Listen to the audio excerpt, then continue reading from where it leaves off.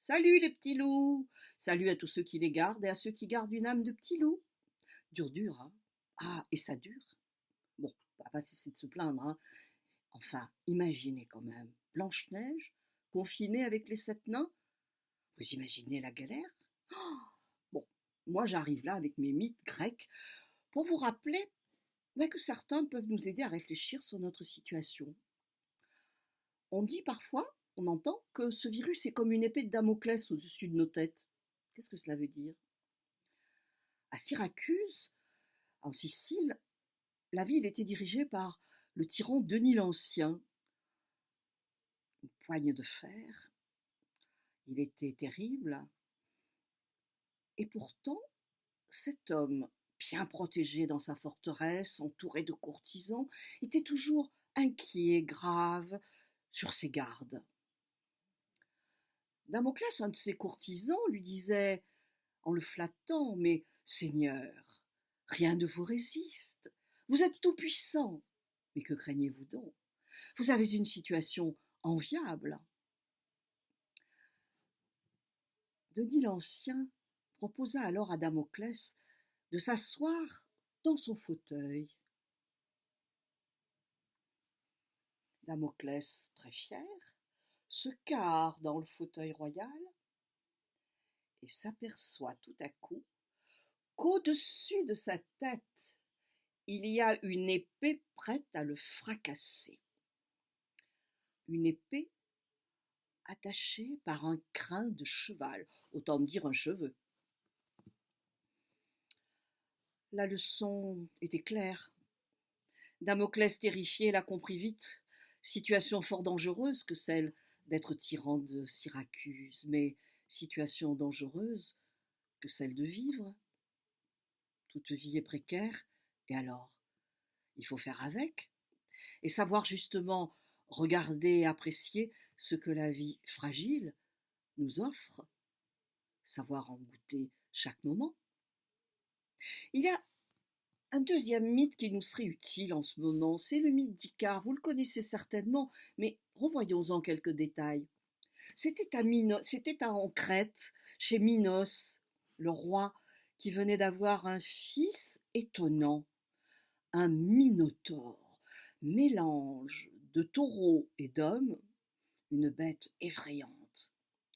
Et Minos, contrarié, effrayé aussi, voulut cacher au monde ce fils monstrueux. Il demanda à l'architecte le plus célèbre de l'époque, Dédale, très ingénieux, de lui construire une prison inexpugnable. Dédale construisit le labyrinthe. Et pendant des années, le Minotaure fut caché tout au fond du labyrinthe. Je vais vous la raconter de façon un peu courte. Ce sera l'objet d'autres contages éventuellement. Mais sachez qu'un jour, le Minotaure pourtant fut tué, et que Minos considéra que son architecte l'avait trahi. C'est pas tout à fait faux. Pour le punir, Minos l'enferma dans son propre labyrinthe, et pour aggraver encore la punition, il l'enferma avec son fils, Icare, un adolescent. Le temps passa. Pour s'échapper, il cherchait toutes les solutions. Mais on ne pouvait s'échapper de ce lieu ni par la terre ni par la mer. Il ne restait que la voie des airs. Alors Icare eut l'idée de confectionner des ailes, avec des plumes, des vraies plumes, cousues, collées à la cire. Et un jour vint où ils purent, enfin, essayer leurs ailes.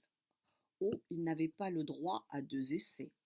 Et le jour où ils s'élancèrent du haut des murailles du labyrinthe, Dédale avait pris soin de faire ses recommandations à Icare avant de s'envoler. Il lui dit « Surtout, mon fils, sois prudent. Ne vole ni trop haut ni trop bas. Trop bas, l'humidité de la mer alourdirait tes ailes.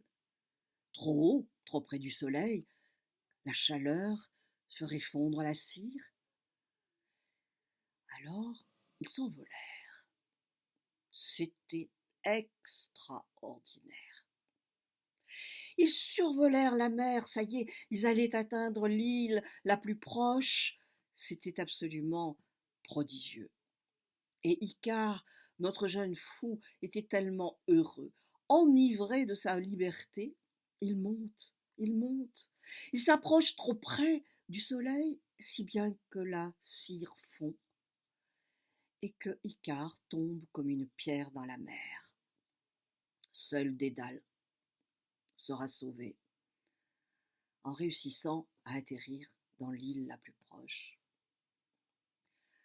Bien sûr, ce mythe, il rappelle qu'il vaut mieux écouter les plus expérimentés, et vos parents seront contents de voir qu'il dit qu'il faut leur obéir, bien sûr, mais il nous dit aussi autre chose.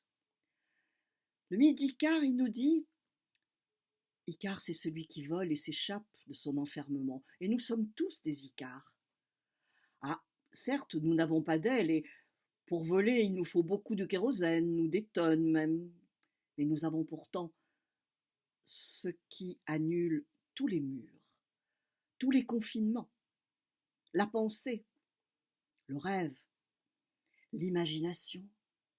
Alors, pensez, rêvez, imaginez, et tout vous est possible. Salut les petits